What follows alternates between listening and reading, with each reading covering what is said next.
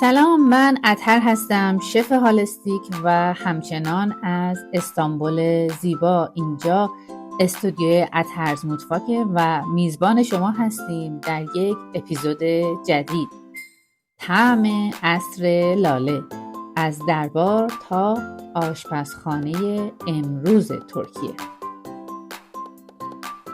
اگر بپرسی عصر لاله چگونه دوره‌ای بود، معمولاً از جشن‌ها، باغ‌ها، قایق سواری‌ها و چراغ‌های شبتاب سادآباد می‌گویند. اما کمتر کسی می‌داند که بزرگترین شکوفایی این دوره در آشپزخانه اتفاق افتاد. آنجا که طعم‌ها تغییر کردند، پخت و پز متفاوت شد و نگاه تازه‌ای به غذا وارد فرهنگ عثمانی شد. امروز قدم به قدم به آن دوره میریم، به دربار سلطان احمد سوم، به آشپزخانه‌های لطافت محور و به ریشه بسیاری از غذاهای محبوب ترکیه امروز. بخش اول، چرا آشپزی در عصر لاله شکوفا شد؟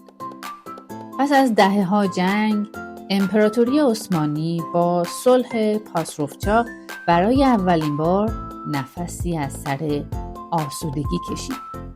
در این آرامش تازه، سلطان احمد سوم و دامادش ابراهیم پاشا با یک نگاه روشن گفتند دربار باید زیبا باشد و غذا هم بخشی از این زیبایی است. این فکر آشپزخانه توپکاپی رو به آزمایشگاهی از طعم و هنر تبدیل کرد. آشپزها فقط به دنبال پخت و پز نبودند، دنبال خلق ظرافت بودند.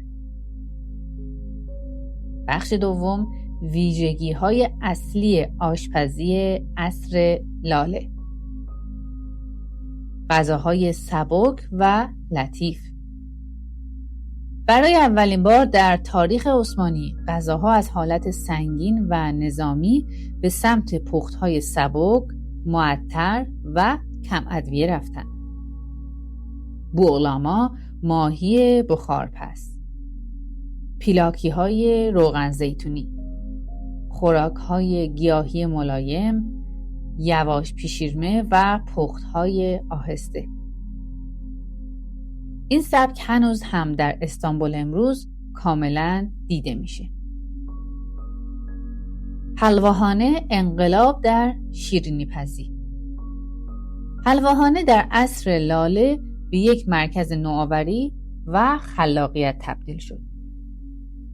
شربت‌های رز، بنفشه و بهارنارنج، مرباهای شفاف و چند لایه، باقلواهای نازک و حرفه‌ای، شکربنها و شکرلمه‌های جدید.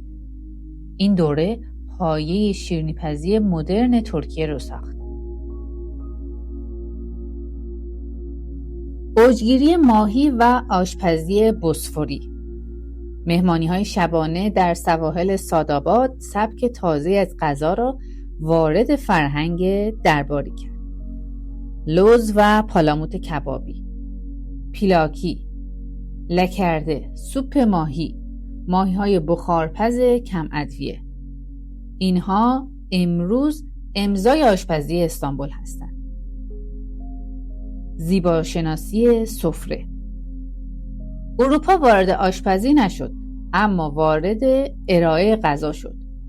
ظروف زیبا، چیدمان هندسی، سفره‌های میوه، سرو در کنار آب، نور، شمع و نمایش بصری. این دقیقاً همان چیزی است که امروز آن را فاین داینینگ ترکیه می‌نامند. ورود عطرها و گلها به غذا. در دسرها و شربتها گلاب، رز، زعفران، دارچین ملایم، عرقیات.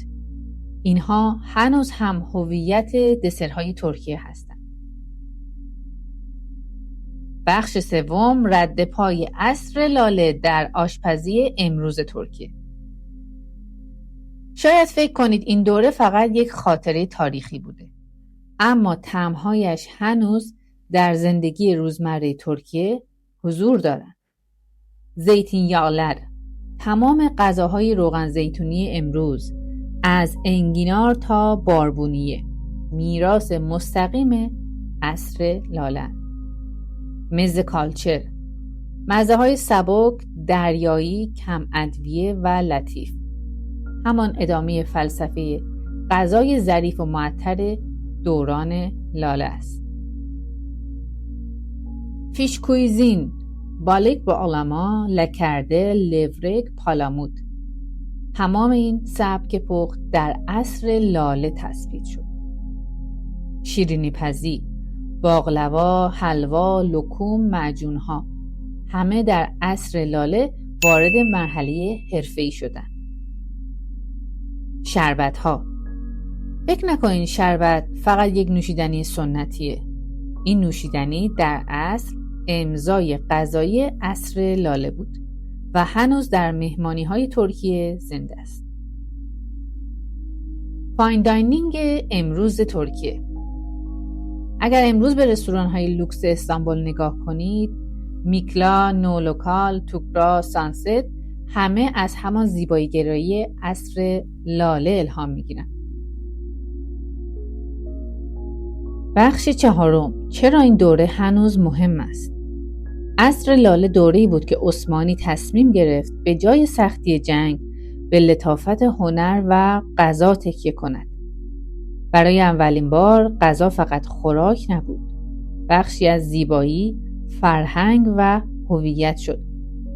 و امروز وقتی در استانبول یک بشقاب مزه می‌بینی، وقتی شربت رز می‌نوشی، وقتی ماهی بخارپز می‌خوری یا وقتی سفره‌ای با نظم هندسی می‌بینی، در واقع با طعم عصر لاله روبرو هستی. دوره‌ای که کوتاه بود اما ذائقه یک ملت رو تا امروز شکل داد.